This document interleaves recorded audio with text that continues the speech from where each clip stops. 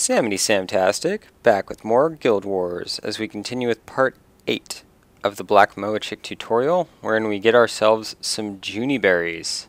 And this thing intrigues me because it looks like some really far off stuff, some crazy construction, but when you actually walk up to it, I mean those windows aren't very big. But I don't know. It's kind of a neat little like illusion of distance thing. But anyway, oh yeah, the first thing that you want to do when you're here is bathe in these cool crystal waters, because if your character's anything like mine, it hasn't happened in a long time. There are some prerequisites to being able to do this quest that we're about to do, and one of those prerequisites is completing Hunted so that you can get to the Sunspear Sanctuary. And immediately after, you also need to free Koss after he gets his dumb self captured. And yes, I realize that Koss is like the Meg of Guild Wars, and he's a total goober and nobody really likes him, but, you know, we help him out. We help him out because we're Sunspears and we help everybody out.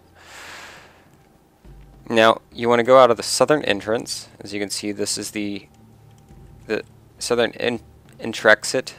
What are they? Marga Coast, anyway, is where we're going. That's where the secret entrance is that lets you get into the Sunspear Sanctuary in the first place. And when we come out here, we're going to talk to this dude by the name of Juni,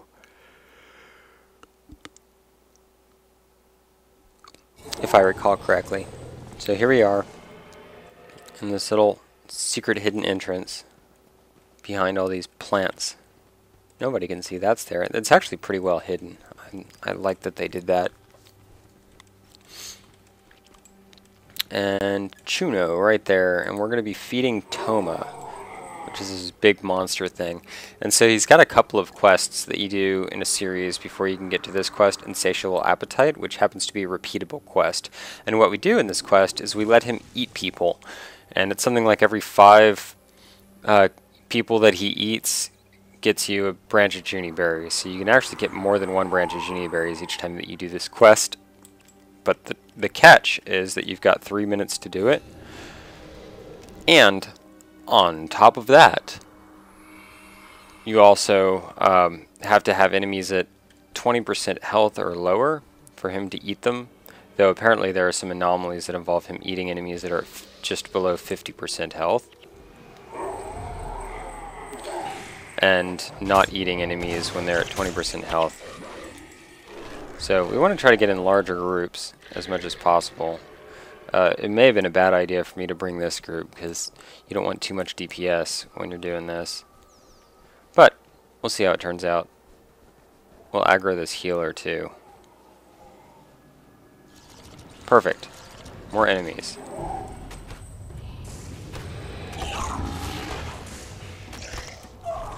We'll just watch him. Feeding Frenzy, that's what we want. So now he's devoured 1 creature. I guess it's not necessarily people that he eats. So just kind of do your thing, guys. 2 creatures. And so we're making good time here. Sort of. Where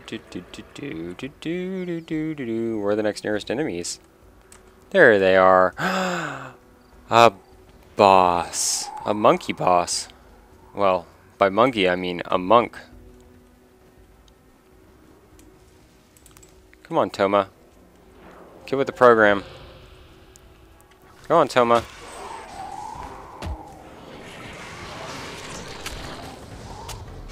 Feeding Frenzy. Now we're at 3 creatures. Come on, Toma. 4 creatures.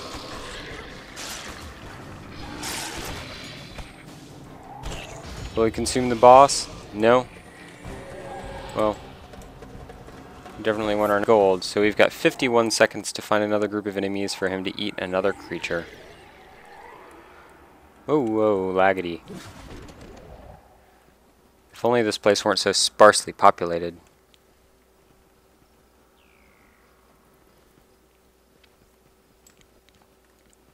There we go. 30 seconds. Come on, Toma. Don't let me down. So it may be a good idea to bring group IMS, like fall back, just to get this stupid little creature to run faster. Oh, yep, come on, come to me. There we go. Come on, Toma, you've got 10 seconds. Eat one. Yes, there we go, 5 creatures. And now what do? The feast is over. Return to Chuno for your reward. So now we can leave everybody behind and just hightail it.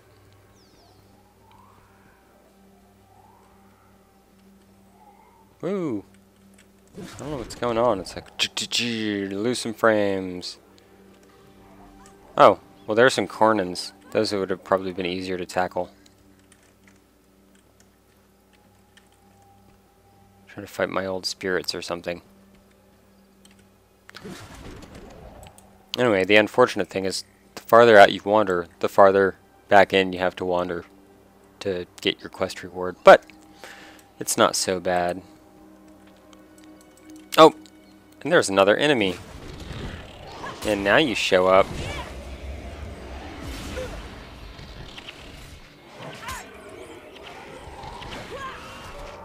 So remember that spot. Right here by the entrance. There are some mandragores that you can attack. Good to know. But Toma ran back. Toma ran back. And we just talked to Chuno. And as we'll see here, he's like, yeah, there you go. That's enough for now. And you get a branch of Juni berries. So that's it. That's how you get a branch of Juni berries. Not too complicated. If it doesn't work the first time, just play through again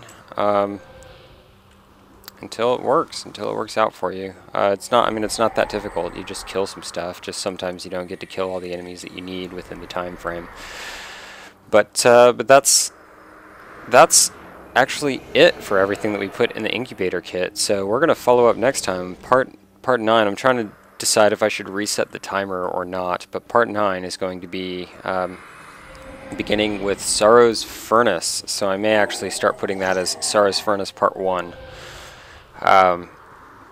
since that's pretty much all there is left to do, is complete Sorrow's Furnace, since we got the incubator kit full. So if you hung out through the whole thing, there's more enemies by the way. If you hung out through the whole thing, then thank you for watching, and you will see me... Ooh, gold coins. Even a stone. Later.